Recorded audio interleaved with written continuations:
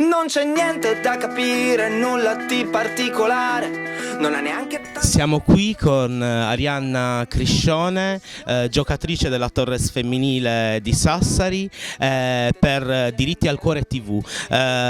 Voi vi siete impegnate a realizzare una campagna fotografica contro l'omofobia.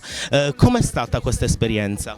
No, era un'esperienza bella per noi, una cosa possiamo fare per aiutare tutti e un piacere di fare così, una cosa importante di mettere in mondo di questa cosa non va neanche per noi, non per nessuno e così dobbiamo aiutare e dare mano. Che cosa può fare lo sport sulle tematiche del razzismo, del sessismo e dell'omofobia? Può influire positivamente? Assolutamente sì, possiamo parlare più e non avere paura di dire chi siamo e cosa facciamo. In questo senso le persone devono dire anche in sport maschile e tutto, secondo me se le persone sono più aperti tutto il mondo può essere anche aprire per queste cose.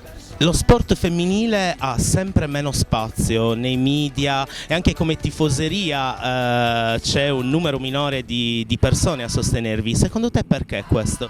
Secondo me purtroppo è un problema più in Italia, tutto il mondo c'è questo problema di sessismo, ma purtroppo qui in Italia io vedrei più, in senso le persone pensano che le ragazze non possono giocare a pallone.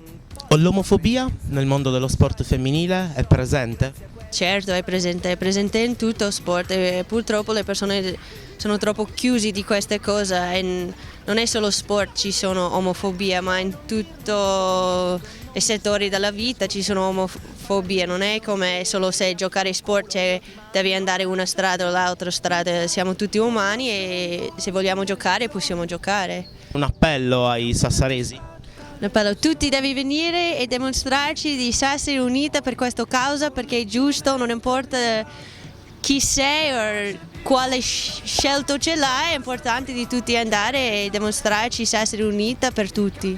Aspetta le persone